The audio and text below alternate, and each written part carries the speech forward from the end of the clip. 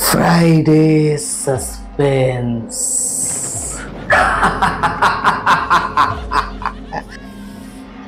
শুধুমাত্র মেডিটা লেজেন্ড ওয়াইটি চ্যানেলে। রাত ৯টায় আসবে গল্পের ধারা, রহস্য, প্রেম আর হাসির খেলা সারা। আজকের নিবেদন তারাদাস বন্দ্যোপাধ্যায় রচিত তারানাথতান্ত্রিক গল্প রাম রাম চৌধুরীর মৃতদেহ। গল্পটি শুরু থেকে শেষ অবধি শোনার অনুরোধ রইল। তারানাথ বলল, রাম রাম চৌধুরীর মৃতদেহ নিয়ে যখন গ্রাম থেকে বেরুলুম তখন দিনের আলো নিভে এসেছে। শ্রাবণের প্রথম সপ্তাহ, সেবার বৃষ্টি হয়েছিল খুব, মাঠে ঘাটে জল থই থই করছে। পথ পেছল সারাদিন জল হয়ে সবে একটু খামতি দিয়েছে, কিন্তু বিশেষ ভরসা পাওয়া গেল না। আকাশে মেঘের কুলে কুলে চমকাচ্ছে বিদ্যুৎ, ঠান্ডা শিরশিরে বাতাস দিচ্ছে পূব দিক থেকে।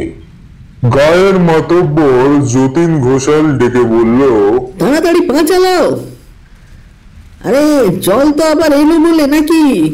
যতীন ঘোষাল বললে কি হবে, তাড়াতাড়ি পা চালাবার উপায় নেই কোনো।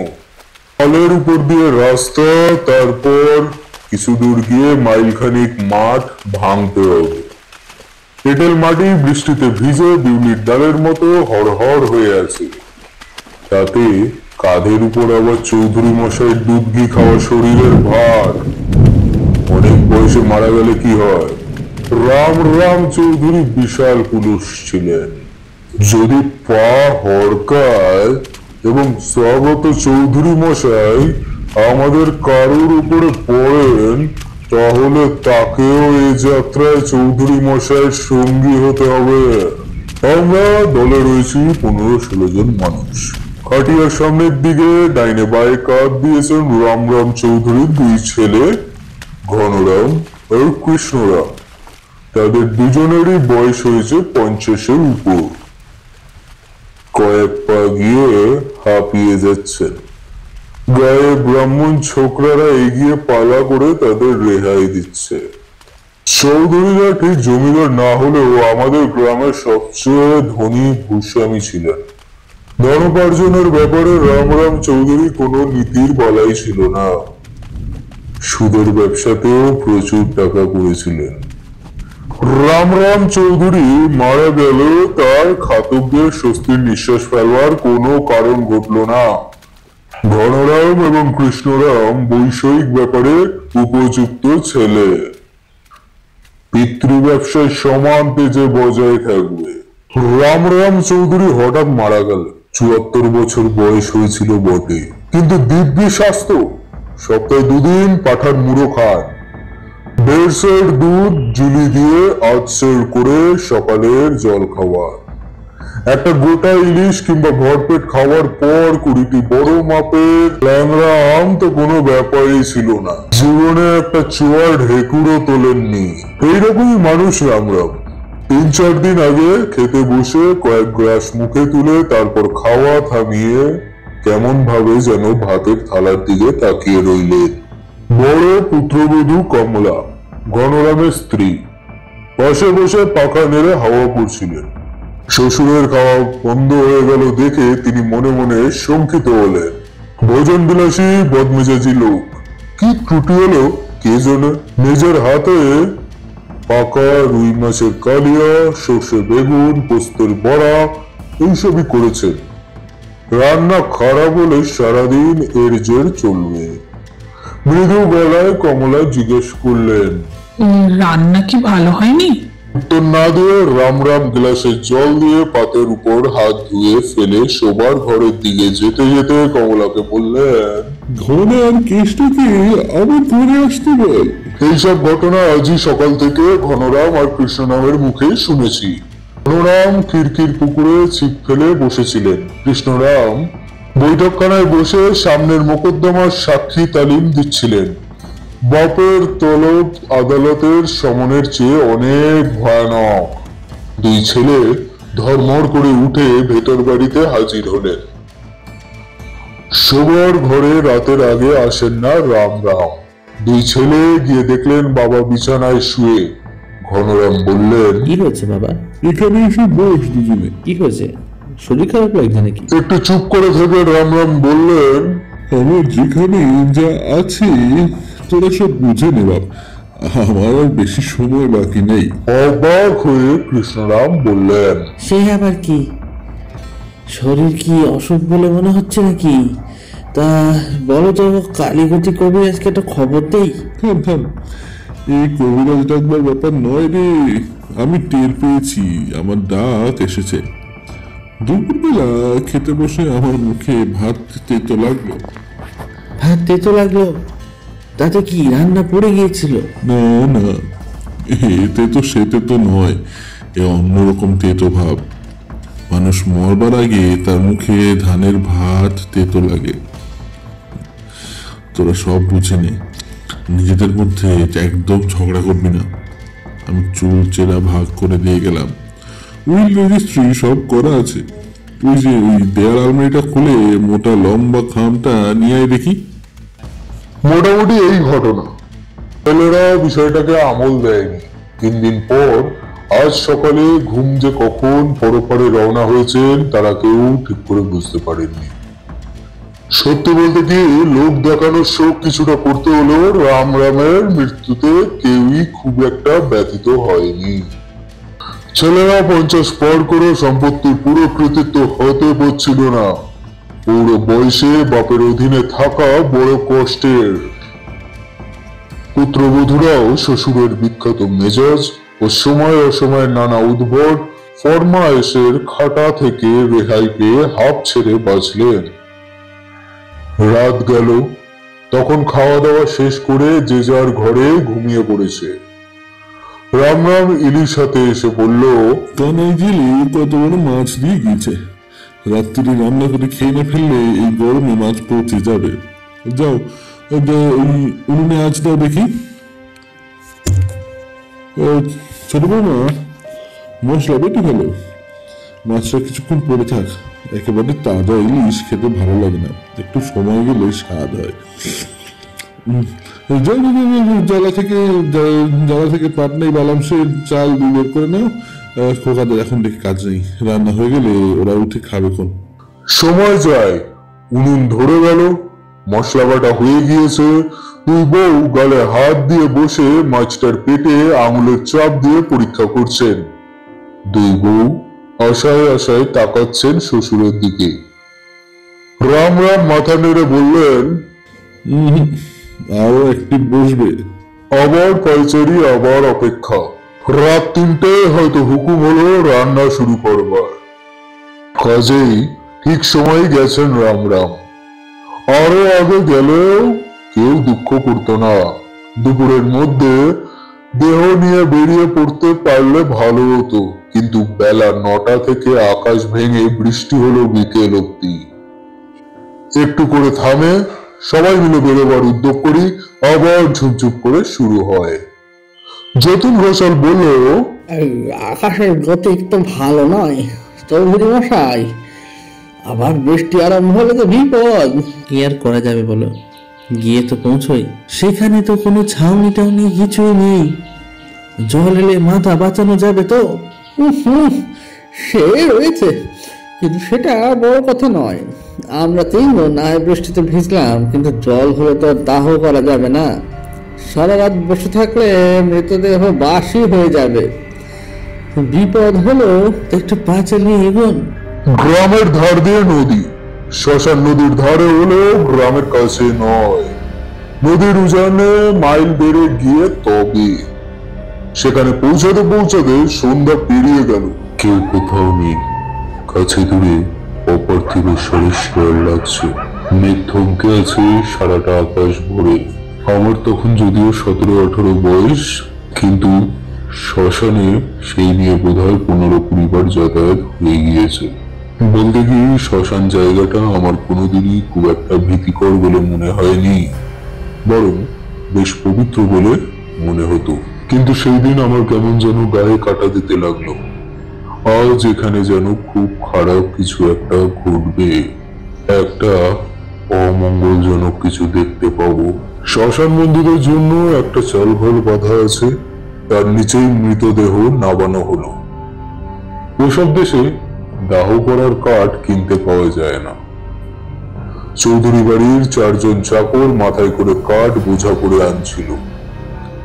ঘনরাম আর কৃষ্ণরাম তামাক খেতে লাগলেন। যতীন ঘোষাল দায়িত্ব নিয়ে কাজে লাগলেন। এই ছেলেটা, আর বসে কেন বাবা? চটপট একটা লম্বা গর্ত করে কাঠ সাজিয়ে ফেলে দেখি। ভালো ভালো কাজটা হয়ে গেলে বাঁচি, আর বিশ্রাম করতে হবে না। দেখছো তো আকাশের অবস্থা। নিঃশব্দে কাজ হতে লাগলো। কেবল পুরুত ভবেশ ভট্টাচার্যের গুনগুন করে গীতার 3য় অধ্যায়ের পাঠ শোনা যাচ্ছে, আর কুকুর সুর শব্দ। আমরা কজন ক্লান্ত হয়ে চাল ঘরের আড়ালে তামাক খেতে গিয়েছি। আমাদের বন্ধু হরেন, যে তামাক খায় না, আর সেই এক যে চিতা সাজাচ্ছে। চালা থেকে বেশ কিছুটা দূরে চিতা সাজানো হয়েছে, যাতে বর্ষার জোরালো হাওয়ায় আগুনের ফুলকি উড়ে এসে না পড়ে। আমরা তামাক খেতে খেতে হঠাৎ শুনলাম হরেনের ভীত গলা। কি আরে, কে ওখানে? আমরা দৌড়ে গেলাম। চালা থেকে ঘনরাম, কৃষ্ণরাম, যতীন ঘোষাল এরা সব বেরিয়ে এলেন। ঘনরাম তার স্বভাব সিদ্ধ ভারী গলায় হেঁকে বললেন, কি হয়েছে হরেন? কয়েকটা লণ্ঠন মাত্র সম্বল। বিরাট প্রান্তরের অন্ধকার, তাতে আর কতটুকুই দূর হয়। লণ্ঠন উঁচু করে তুলে দেখলাম হরেন ফ্যাকাশে মুখে পাশে ঝোপঝাড়ের দিকে তাকিয়ে আছে। কি হয়েছে রে? পাংশু মুখে হরেন বলল, ওই ঝোপের মধ্যে কি যেন একটা দাঁড়িয়ে ছিল। স্পষ্ট নিঃশ্বাসের আওয়াজ পেয়েছি আমি চেঁচিয়ে উঠতে জলা ভেঙে ওই দিকে পালিয়ে গেল। শুনেই আমাদের গ্রামের সাহসী ছেলে বলে খ্যাত ঈশ্বর বাগচি হই হই করে একটা লাঠি হাতে ঝোপটার উপরে বেশ কয়েক ঘা বসিয়ে দিল। একটা ব্যাঙও বেরোলো না সেখান থেকে। আমরা বললাম, কোথায় কি রে? হরেন সাহসী বলে খ্যাত না হলেও নিতান্ত ভীতু নয়। দেখলাম সে ঠকঠক করে কাঁপছে। সে বলল, না ভাই, তোরা বললে তো হবে না। পায়ের শব্দ আর নিঃশ্বাসের আওয়াজ আমি স্পষ্ট পেয়েছি। একেবারে গা ঘেঁষে ওই জল জঙ্গলের মধ্যে দাঁড়িয়েছিল। আচ্ছা থাক, এখন কাজ শুরু করে দাও দেখি। তোমরা বাপু বিদ্যুটে অসময়ে তোমাদের এই চাগিয়ে উঠলো। বন্ধুকে একলা ফেলে যাওয়ার দরকারটা কি ছিল? এত গোলমালেও একমাত্র ভবেশ ভট্টাচার্য গীতা পাঠ থামাননি। শান্ত হয়ে বসে একই ভাবে গুনগুন করে পলেশ চলেছেন। না জায়তে মিয়তে বা কদাচিৎ। ঘনরাম এবং কৃষ্ণরাম পিতার যা যা শেষকৃত্য সব করলেন। দাউ দাউ করে আগুন জ্বলে উঠল। যতীন ঘোষাল রামরাম চৌধুরীর কাছে বেশ কিছু টাকা ধারতেন। ছেলেদের সুনজরে থাকলে সেটা মাফ হয়ে যেতে পারে এই আশায় ক্রমাগত বলে চলেছেন, সেই থেকে বৃষ্টি আটকে আছে। তা হবে না কেন? কত বড় একজন পুণ্যবান মানুষ, তার শেষ কাজে কি ভগবান বাধা দিতে পারেন? আহারে, গ্রামটা একেবারে অন্ধকার হয়ে গেল। অমন মানুষ আর হয় না। আবার সব চুপচাপ। নলখাগড়ার বনে একটা শেয়াল ডেকে উঠল। জল হাওয়ায় শীত শীত করছে। চৌধুরী ভাইদের ভুরুক ভুরুক ইকো শব্দ শোনা যাচ্ছে। আচমকা আমাদের সকলের বুকের রক্ত হিম করে দিয়ে একটু দূরে জলার মধ্যে দিয়ে একটা বিকট একটা হাসির আওয়াজ জেগে উঠল। সেই হাসির মধ্যে দিয়ে স্বাভাবিক মানুষই উল্লাস নেই, যেন কোনো বদ্ধ উন্মাদ তার জীবনের শ্রেষ্ঠ শক্তির সন্ধান পেয়ে তার হাসি আর চেপে রাখতে পারছে না।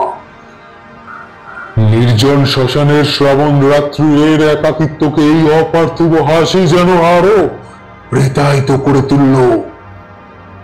ভয়ে সবার মুখ পাংশু হয়ে গিয়েছে। কারুর মুখে কোনো কথা নেই।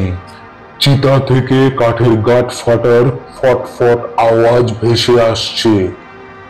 ঘনরাম স্থির বুদ্ধির লোক। সবার আগে সম্বিত ফিরে পেয়ে তিনি বললেন, এগিয়ে দেখ না কি ব্যাপার, ভয় কি? না হয় আমিও যাচ্ছি। এই লণ্ঠন নাও তো। ঈশ্বর বাগচি লজ্জা পেয়ে বলল,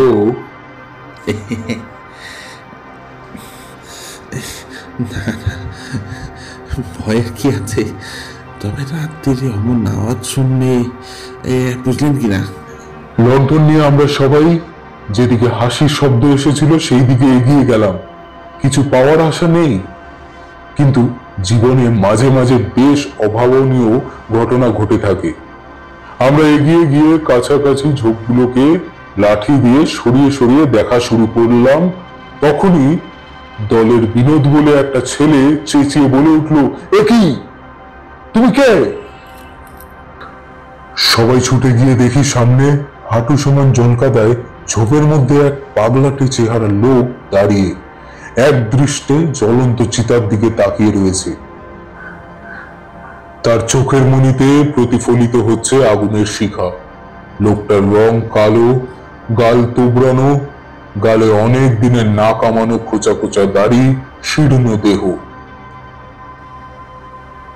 খালি গায়ে কেবলমাত্র এক অপবাস পরে সে স্থির হয়ে দাঁড়িয়ে দেহকাজ দেখছে। কোনো সন্দেহ নেই এই লোকটাই হেসে উঠেছিল। ঈশ্বর বাগচি বলল, এই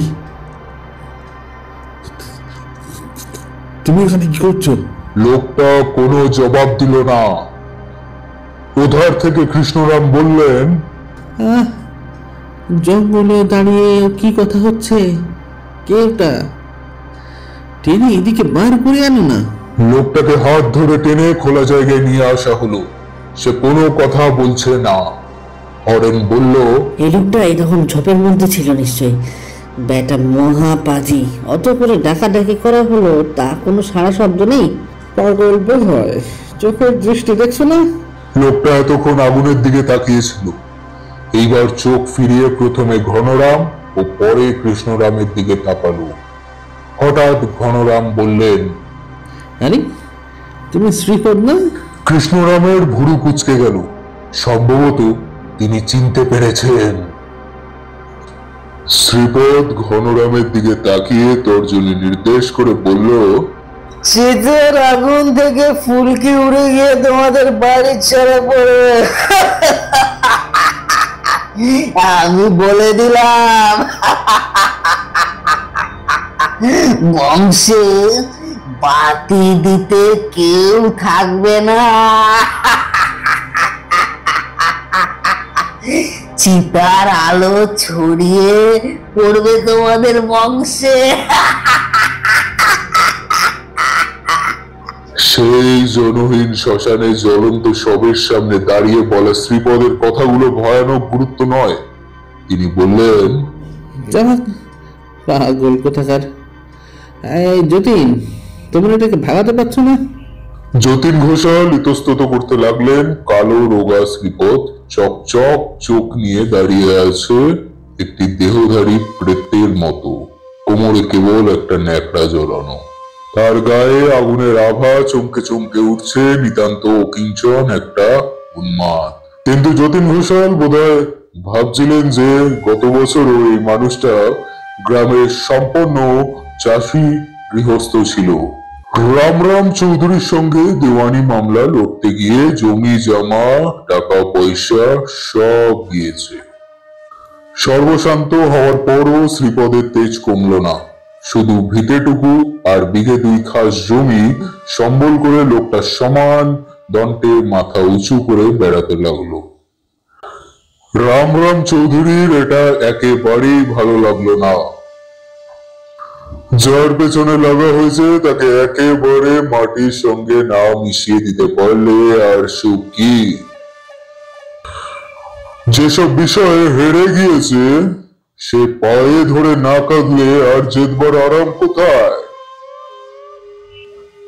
এর মধ্যে পথে একদিন রামরাম এবং শ্রীপদের বেদম ঝগড়া হয়ে গেল। শেষের দিকে শ্রীপদ বলেছিল, যান যান চৌধুরী মশাই, আমরা চাষের কাজ জানি। আর 4 বিঘে রায় বাবুদের কাছ থেকে পত্তনি নিয়ে নিলে ভাতে মরবো না। আপনারা যা করবার করে নিয়েছেন, আর আপনাকে ভয় পাই না। আপনার চালের নিচেও থাকি না। নিজের বাড়িতে বসে শাক ভাত খাই। আমার নিজের ঘরে আমি কর্তা। রাস্তায় দাঁড়িয়ে নিজের চেয়ে পদে খাটো কারুর সঙ্গে বাড়াবাড়ি করা রামরামের স্বভাব নয়। সেদিনের মতো ঘটনাটা ওখানেই মিটে গেল। সপ্তাহখানিক বাদে শ্রীপদের বাড়িতে আগুন লাগলো। শ্রীপদ সেই সময় হাটে গিয়েছিল। সে ফেরবার আগেই 1 ঘন্টার মধ্যে সব শেষ। হাট থেকে ফিরে শ্রীপদ দেখলো তার বউ আর তার একমাত্র ছেলে দুর্গাপদ উঠোনের জামরুল গাছটার নিচে চুপ করে বসে আছে। ছেলে কাঁদছে, বউ পাথর।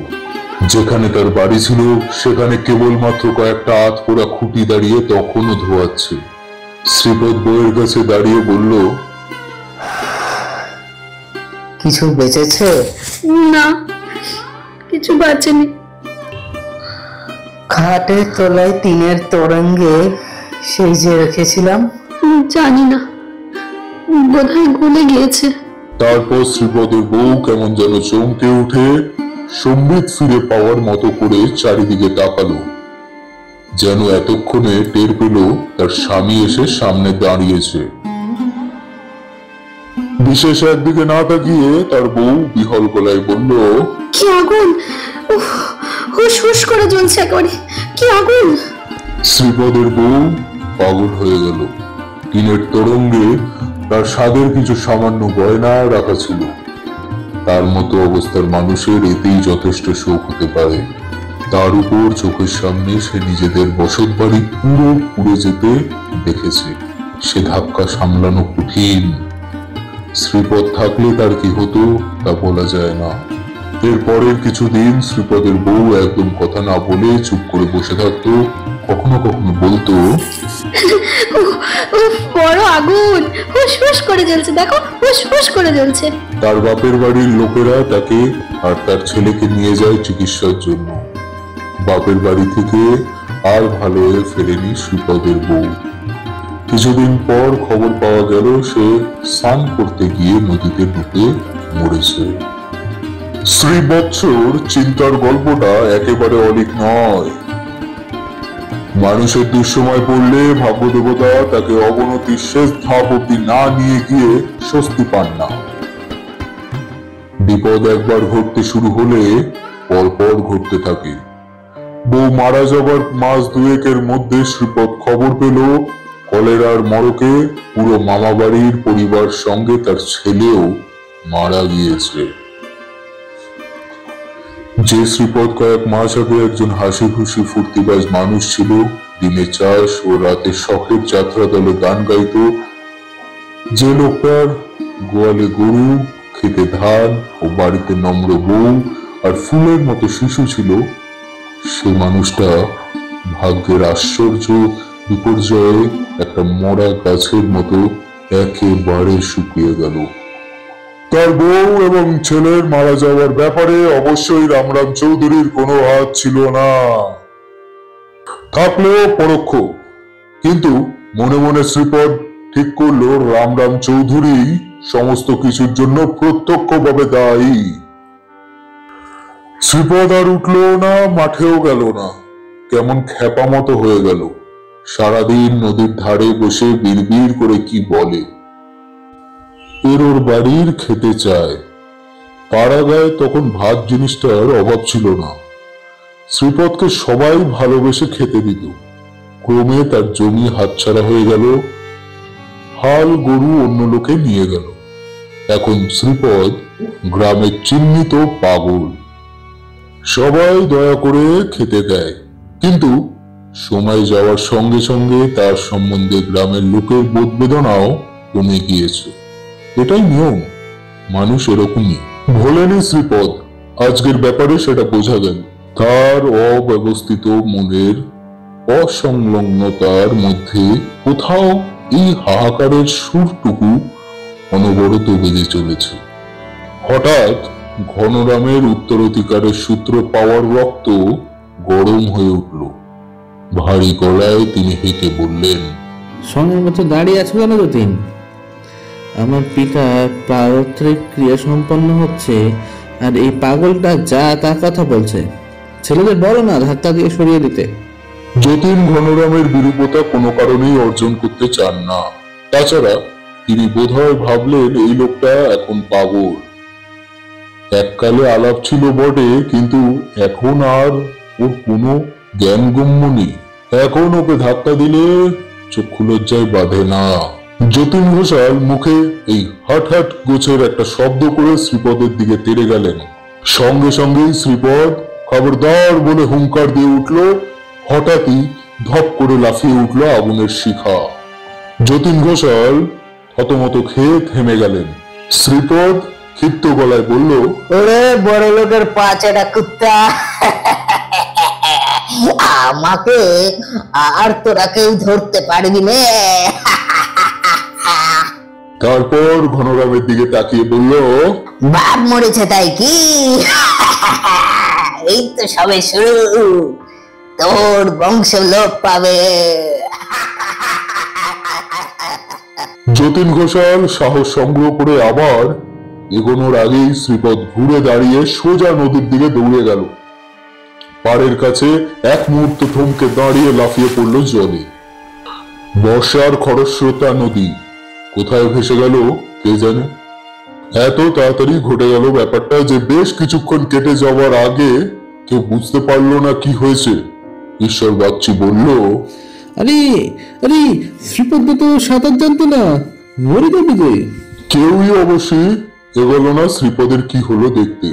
যা স্রোত! যে সাঁতার জানে সে পড়বার সঙ্গে সঙ্গেই কোথায় ভেসে গেছে তার ঠিক কি? এছাড়া শ্রীপদের মতো হতভাগ্য আর বেঁচে কি করবে, এমন ভাবনাও হতে পারে কারোর কারোর মনে।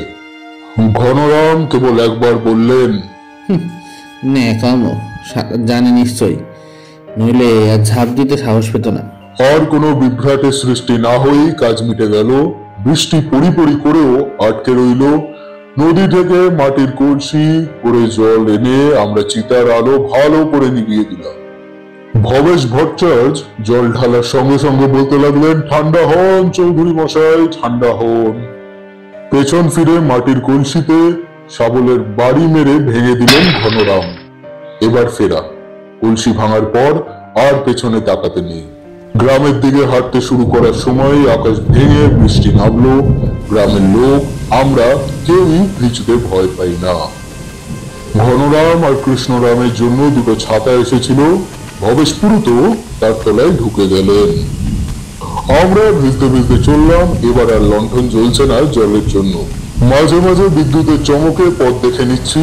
জনপ্রাণী নেই কোথাও। শিয়ালগুলো বোধহয় ভেজবার ভয়ে গর্তে ঢুকে বসে আছে। অনেকটা চলে এসেছি, প্রায় 8 মাইল। হঠাৎ যতীন ঘোষাল কেমন একটা ভয়ার্ত গলায় বললেন, কি হলো ওখানে? তার দৃষ্টি অনুসরণ করে পেছন ফিরে তাকিয়ে দেখি ওই ভয়ানক বৃষ্টির মধ্যেও রামরাম চৌধুরী নিভিয়ে দেওয়া চিতা আবার দাউ দাউ করে জ্বলে উঠেছে। আমাদের মাথার উপর ঝমঝম করে বৃষ্টি পড়ছে। আমরা স্তানুর মতো দাঁড়িয়ে দেখছি হা করে ওই অলৌকিক দৃশ্য। যেভাবে আমরা আগুন নিভিয়ে দিয়ে এসেছি তাতে তো আগুন জ্বলে ওঠার সম্ভাবনা খুবই কম। আর এই প্রবল বর্ষণের ভেতরে আগুন জ্বলছেই বা কি উপায়? আমাদের গা ভিজে গিয়েছে জলে, এতটা ভিজে গিয়েছে যে শুকাতে 1 সপ্তাহ লাগবে মনে হচ্ছে। কতক্ষণ ওভাবে দাঁড়িয়ে থাকতাম জানি না। এক সময় ভবেশ ভট্টাচার্য বললেন, কৃষ্ণরাম চলো। এ সময় পথ দেরি করতে নেই। ঈশ্বরের নাম নাও, ঈশ্বর পরম কারুণিক। চৌধুরী বাড়ি পৌঁছে সবাই নিমপাতা দাঁতে কেটে লোহা ছুঁয়ে শুদ্ধ হলাম।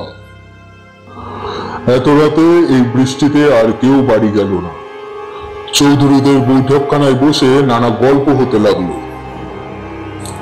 ভেতর বাড়ি থেকে শ্মশান বন্ধুদের জন্য গৃহিণীরা আলাদা আলাদা কাঁসার জামবাটিতে ঘন দুধ, বর্তমান কলা, আখের গুড় আর চিড়ে পাঠিয়ে দিলেন ফলার করার জন্য।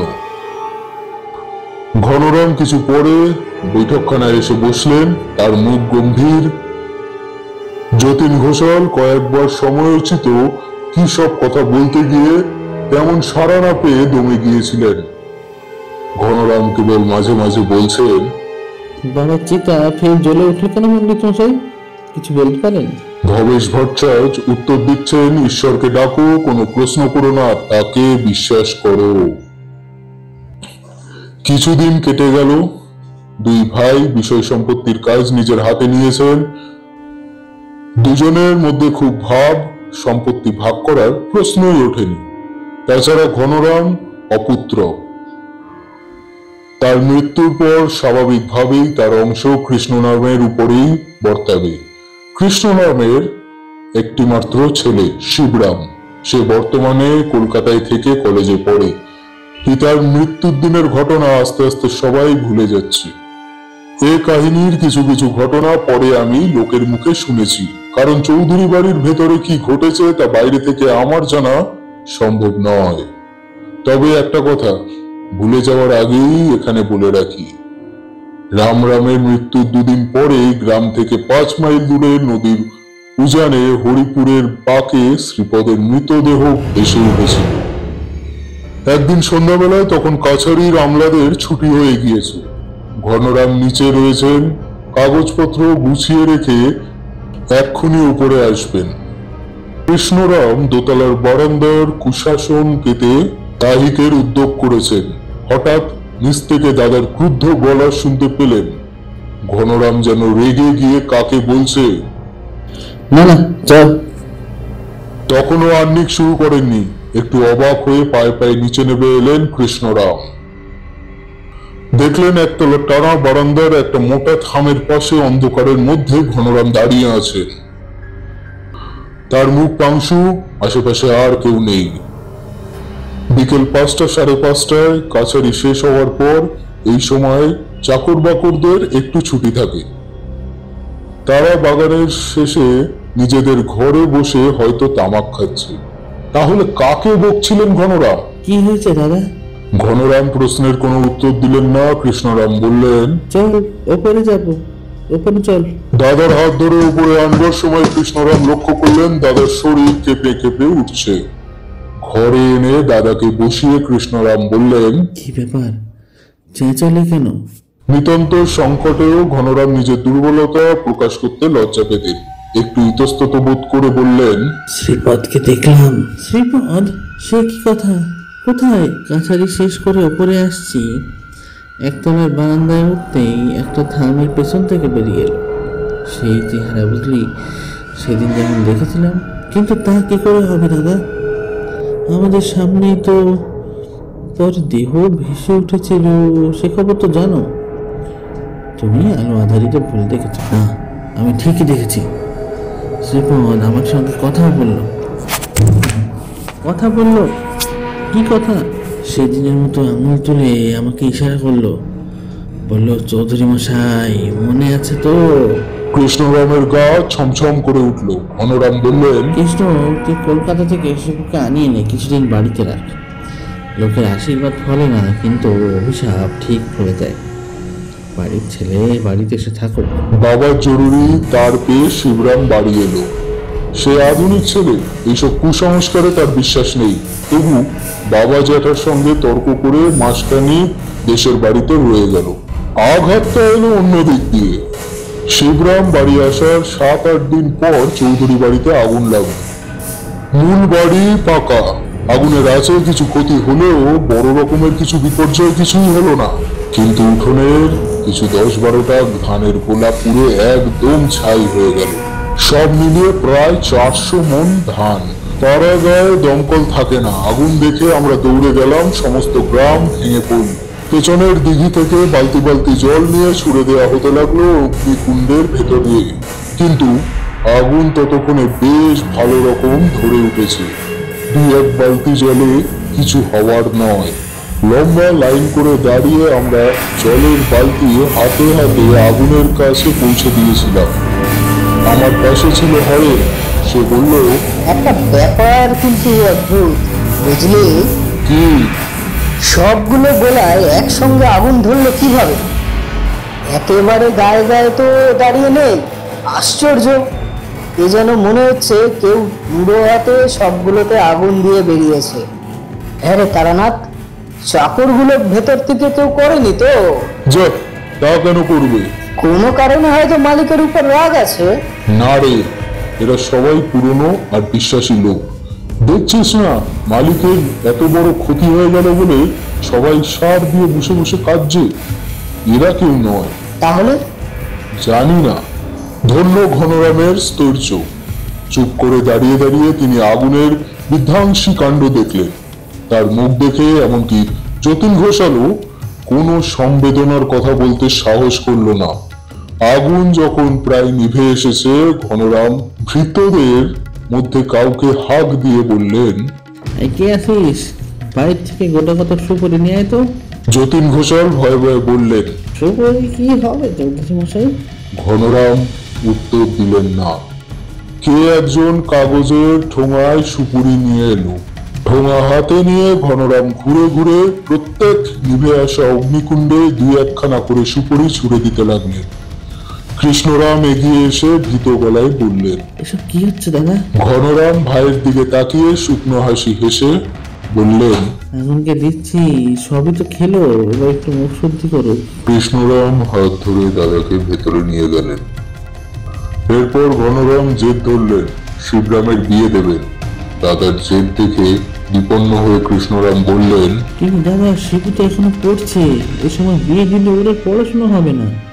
ঘনরাম ভাইয়ের আপত্তিতে কান দিলেন না, বললেন, বোকামি করিস নে কেষ্ট, বুঝে দেখ আমাদের বংশের বৃদ্ধি নেই একদমই। ওই শিবুই যা কিছু, তোর আমার ভালো মন্দ কিছু হলে শিবু কিন্তু ভেসে যাবে, ওকে তাড়াতাড়ি সংসারী করে দেওয়াই ভালো। শিবরামের বিয়ে হয়ে গেল। এর বছরখানিক পরে এক জ্যোৎস্নার রাত্রিরে খাওয়া দাওয়ার পর পান মুখে দিয়ে শুতে এসে একবার জানলার ধারে গিয়ে দাঁড়ালেন ঘনরাম।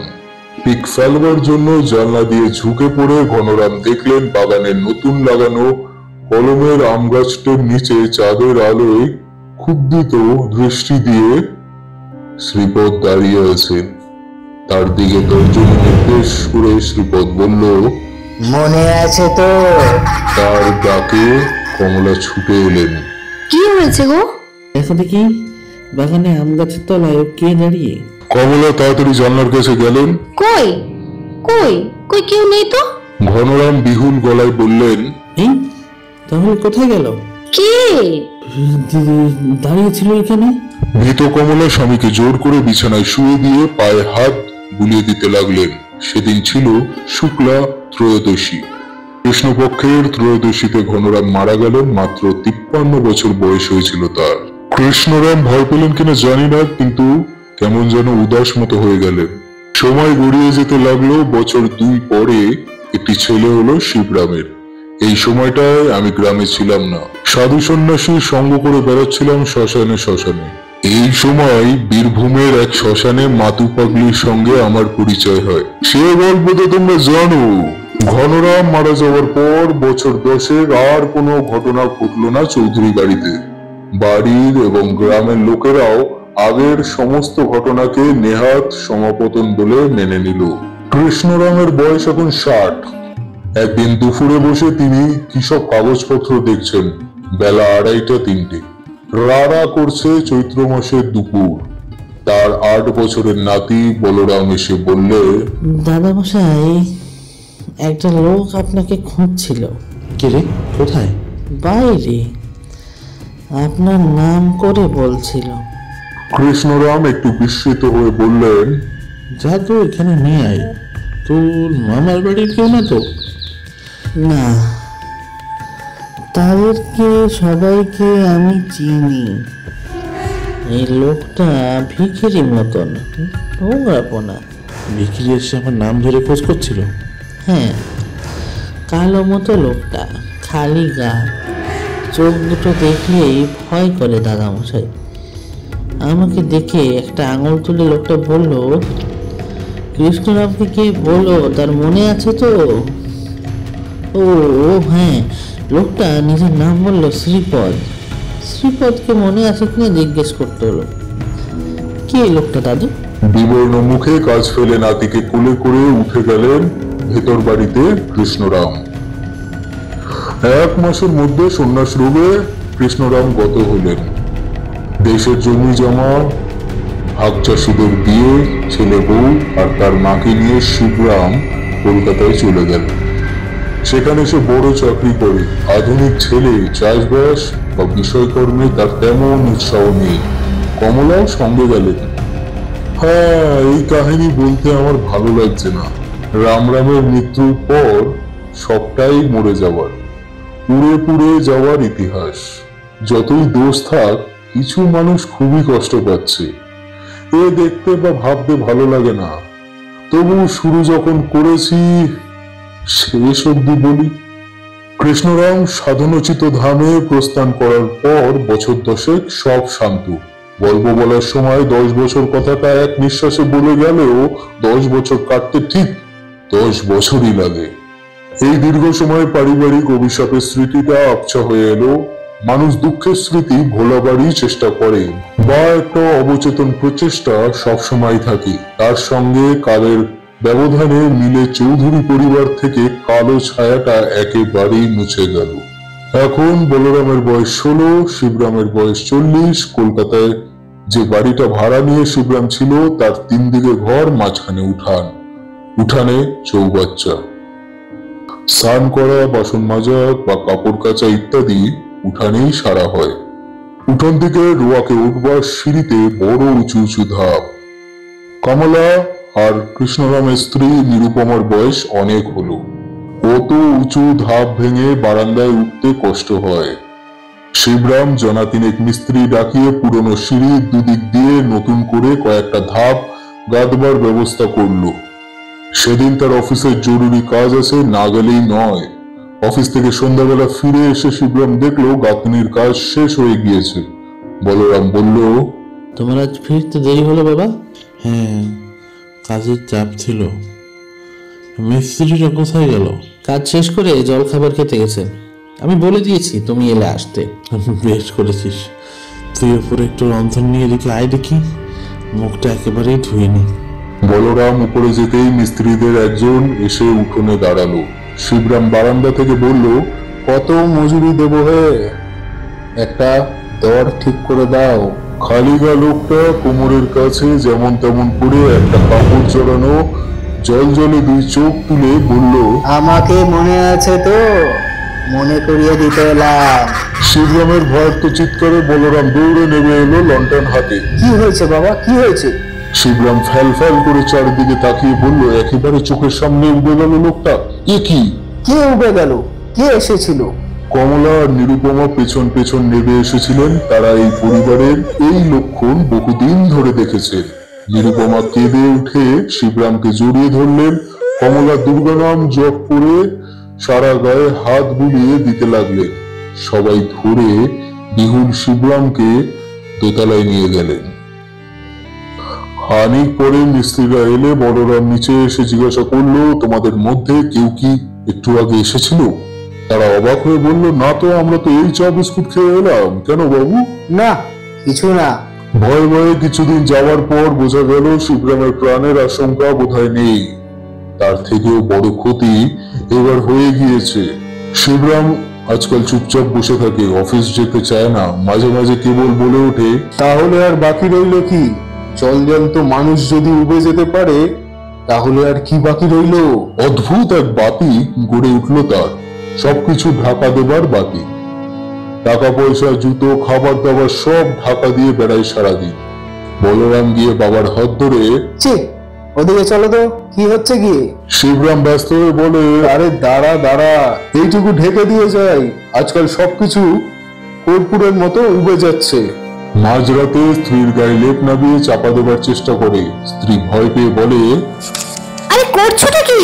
লেপটা নিয়ে এলাম তার থেকে নামিয়ে। যা দিনকাল পড়েছে, চাপা দিয়ে শো, কে কখন উবে যায় ঠিক কি? তারপর সস্নেহে স্ত্রীর দিকে তাকিয়ে বলে, তুমি না হলে আমার চলে না যে চাপা চুপি দিয়ে থাকো, আমি দেখে আসি খোকার গায়ে ঢাকা আছে কিনা। স্ত্রীর চোখে জল আসে, হাত ধরে স্বামীকে জোর করে বসায়। বসো দেখি, এই গরমে আর বুলুর গায়ে লেপ দিতে হবে না।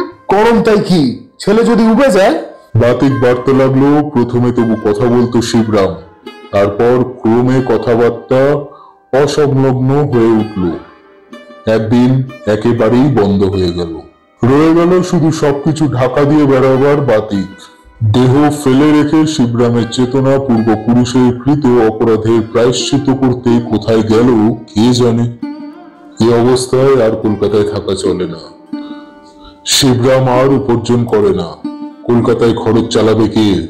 দেশে যা জমি জমা আছে আয় চলে যাওয়ার উচিত, কিন্তু মালিক অনুপস্থিত থাকলে কে আর তার প্রাপ্য দিতে ব্যস্ত হয়? কাজেই মায়ে ছেলেতে ঠাকুমাতে মিলে পরামর্শ করে চৌধুরী পরিবার বেশ অনেক বছর পরে আবার গ্রামে ফিরে এলো। বলরামের বিয়ে পরীক্ষা হয়ে গিয়েছে, এখন একটু বিষয়কর্ম দেখলে ক্ষতি কি? এই সময় এই ঘটনার সঙ্গে আমার প্রত্যক্ষ যোগাযোগ ঘটে। আমার বয়স তখন বছর 45। মাঝে মাঝে গ্রামে আসি, আবার উধাও হয়ে যাই। দাড়িগোপ রেখেছি, তন্ত্র সাধনের সাধক বলে বেশ কিছু খাতিরও হয়েছে। একবার বলরাম আমাকে ডেকে বলল, কাকা বাবু, আমাদের পারিবারিক দুর্ভাগ্যের কথা তো সবই জানেন, এর কোনো বিহিত হয় না। কি বিহিতের কথা বলছো? দেখুন, আমি কলকাতার পিয়ারসন সাহেবের ছাত্র ছিলাম। আজগুবি ব্যাপারে বিশ্বাস করতে মন চায় না, কিন্তু ঠাকুরদা মারা যাওয়ার সময় আমার নিজেরই অলৌকিক অভিজ্ঞতা হয়েছিল। আমি ঠাকুরদাকে বলেছিলাম শ্রীপদের কথা, তারপর বাবার এই অবস্থা সবটাই কাকতালীয় বলে উড়িয়ে দিতে পারছি কই? আমার ঠাকুমা জেঠিমার কথা ভাবুন তো, এই অভিশাপ কি কাটানো যায় না? অলৌকিক উপদ্রব দূর করার জন্য একটি বিশেষ হোম করা যায়। তুমি ইংরেজি পড়া ছেলে, বিশ্বাস করবে কিনা জানি না। এই হোম আমি শেষ করতে পারি, তাহলে হয়তো তোমাদের বিপদ চিরদিনের জন্য কেটে যাবে। কেন? শেষ করতে পারার অসুবিধা কি? সে তোমাকে এখন বলবো না। তুমি কি চাও আমি হোম করি? নিশ্চয়, সবার মঙ্গল হবার জন্য যদি কিছু সম্ভাবনা থাকে, তাহলে আমার বিশ্বাসের জন্য আমি কিছুই তাতে বাধা দেব না। ঠিক আছে, এই মাসের শেষে অমাবস্যার রাত্রিরে আমি হোম করব। তুমি ব্যবস্থা করো, আমি ফর্দ দিয়ে দিচ্ছি, জোগাড় করে ফেলো। কিছু জিনিস লাগবে যা তুমি জোগাড় করতে পারবে না, আর সেইগুলো আমি নিয়ে যাব এখন।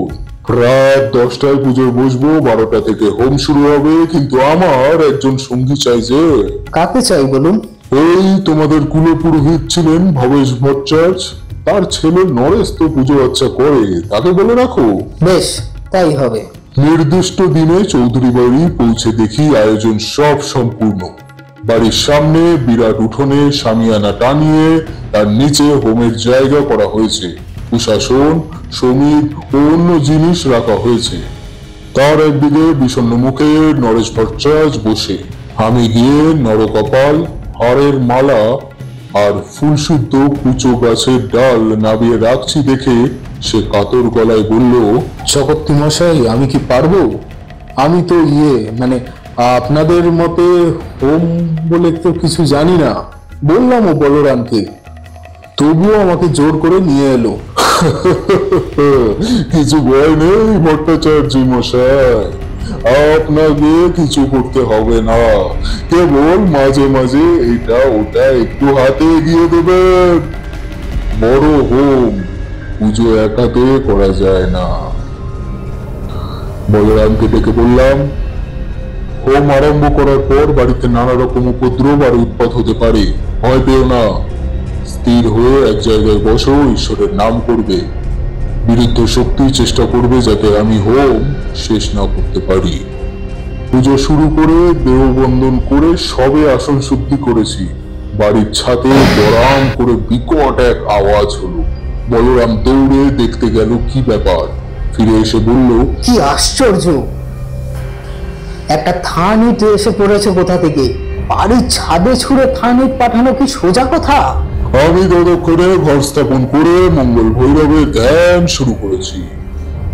ভৈরবকে সামান্য অর্ঘ্য দেওয়ার সময় বাড়ির সঙ্গে লাগোয়া বিরাট চটকা গাছ থেকে অসংখ্য কাক জেগে উঠে কাঁ কাঁ শব্দ করে চারিদিকে ঘুরে উঠতে লাগলো। ব্যাপারটা শুনতে সামান্য লাগছে, কিন্তু যার অভিজ্ঞতা নেই সে বুঝতে পারবেও না। রাত 11টার সময় 1000 খানিক কাক মাথার উপর উঠলে কেমন লাগে। সেই অমাবস্যার নিকষ কালো অন্ধকার উড়ন্ত কাকেদের অপার্থিব ডাকে খান খান হয়ে যেতে লাগলো। এসব অশুভ ইঙ্গিত দেখে বাড়ির মেয়েরা একতলার বারান্দায় বসে কাঁদছে। আমার মন বারবার পুজো থেকে সরে যাচ্ছে। বীজ মন্ত্র উচ্চারণ করতে করতে অভিনিবিষ্ট হবার চেষ্টা করছি। পুজো শেষ হয়ে আসছে, এইবার ভৈরবের আরতি করব, তারপর হোম হবে, প্রথমে দ্বীপ, পরে ধূপ ধুনোর আরতি। নরকপালের সবের আচ্ছাদন থেকে আহত বস্ত্রের সলতে পাতিয়ে তেল দিয়ে দ্বীপ জ্বালালাম। নরেশ ভট্টাচার্য গাব ফলের মতো চোখ করে পুজোর প্রক্রিয়া দেখছিলেন। তাকে বললাম, ধুনুচি জ্বালান, এইবার ধুনোর আরতি করব। দ্বীপের আরতি চলছে, নারকেলের ছোবরার আগুন পড়ে তাতে অনেকখানি ধুনো ছড়িয়ে দিতেই গল গল করে ধোঁয়া উঠতে লাগলো এবং আতঙ্কে চিৎকার করে উঠল নরেশ ভট্টাচার্য। ধুনোর পবিত্র মিষ্টি গন্ধের বদলে বিষম উটি গন্ধে বাতাস ভরে গিয়েছে। যারা নরেশ ভট্টাচার্যর আর্তনাদ শুনে ব্যাপার কি দেখবার জন্য এগিয়ে আসছিল, তারা নাকে কাপড় দিয়ে পিছিয়ে গেল। বিদ্যুৎ বেগে চারিদিকে ছড়িয়ে পড়ল মরা পচা দুর্গন্ধ। মহিলারা চিৎকার করে কাঁদছেন। নরেশ আচ্ছন্নের মতো এলিয়ে আছে একদিকে। দোতলার বারান্দা থেকে আকুল হয়ে চেঁচাচ্ছেন শিবরাম, ঢাকা দিয়ে দে, ঢাকা দিয়ে দে। দীপ নামিয়ে ভৈরবের ধ্যান করে একটি রক্তজবা ছুড়ে দিলাম ধুনুচিতে। সঙ্গে সঙ্গে বিকট গন্ধ মিলিয়ে গিয়ে ধুনোর নিজস্ব গন্ধ ফুটে উঠল বাতাসে। আস্তে আস্তে হলো না, কেউ যেন জাদু বলে এক মুহূর্তে সব জায়গায় একই সঙ্গে গন্ধটাকে বদলে দিল। বলরাম পাংশ মুখে দাঁড়িয়ে আছে, দেখে মনে হয় তার অবিশ্বাস কেটে এসেছে। আমার তখন কেবল এক চিন্তা, হোম শেষ হবে তো। পুজো শেষ করে হোমের বেদিতে বালির উপর যোগিনী মণ্ডল আঁকলাম। হারের মালা গলায় দিয়ে বসে শুরু করলাম ও বীজ মন্ত্র উচ্চারণ করে আহুতি দিয়ে চলেছি। নরেশ বসে সমীপ এগিয়ে দিয়ে চলেছে। হঠাৎ দেখলাম আগুনের তেজ যেন কেমন কমে আসছে। শুকনো বেলকাঠ জ্বলছে। অনেকখানি করে ঘি একবার একবার করে আহুতি দিচ্ছি। আগুন নিভে আসবার তো কোনো কারণই নেই। নরেশ ভালো করে কি দেখবার ভঙ্গিতে সামনে ঝুঁকে পড়ে বলল, আরে এ আবার কি, দেখুন দেখুন। তাকিয়ে দেখি হোমের বেদির শুকনো বালি ভিজে উঠেছে, যেন তাতে বেশ খানিকটা কেউ জল ঢেলে দিয়েছে। তা কি করে হবে? বৃহৎ প্রমাণ উঁচু মাটির বেদি করে তার উপর পুরু করে বালি বিছিয়ে হোমের জায়গা হয়েছে। কাজেই সাথে জমি ভিজে গিয়ে তাতে জল উঠবে তাও সম্ভব না। এজন্য মনে হচ্ছে মাটির তলা থেকে জল উঠেছে। কেউ যেন তলা থেকে পিচকারি করে জল দিয়ে ভেজাচ্ছে বালি। এই শুরু। আমি বুঝতেই পেরেছিলাম হোম শেষ করতে পারবো না। বলরামের জন্য মায়া হচ্ছিল। সে বেচারা এখনো আমার উপর নির্ভর করে তাকিয়ে রয়েছে। এরপর মাটির তলা থেকে যজ্ঞবেদীর নিচে হর হর করে জল উঠতে লাগলো, যেন কোনো ঝর্ণার উৎস মুখে পুজো করতে বসেছি। আমার আসন ভিজে গিয়ে জলে গড়াতে লাগলো। শেষ দিকে যেন হঠাৎ একটা জলের ঢেউ তলা থেকে উঠে বালি সমিত সব ভাসিয়ে নিয়ে গেল। আগুন গেল নিভে। তারানাথ থামলো। কিশোরী আর আমি একসাথে বললাম, তারপর? তারপর আর কি?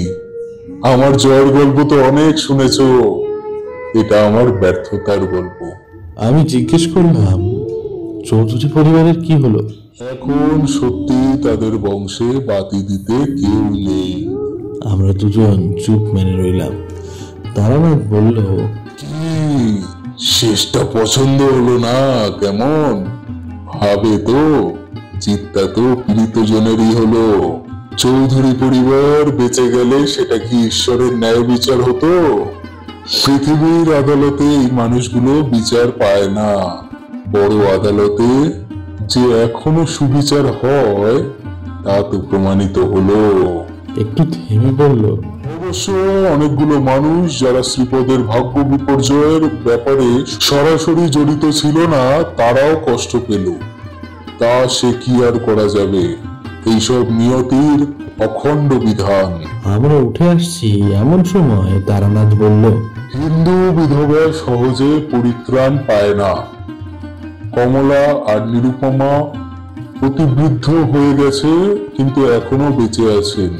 থাকেন কাশিতে, সম্বল খুবই সামান্যই, কষ্টের সৃষ্টে চলে যায়।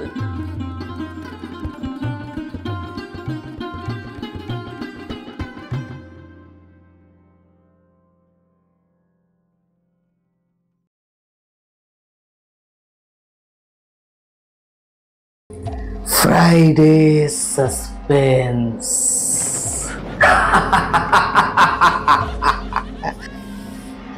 শুধুমাত্র মেডিটা লেজেন্ড ওয়াইটি চ্যানেলে।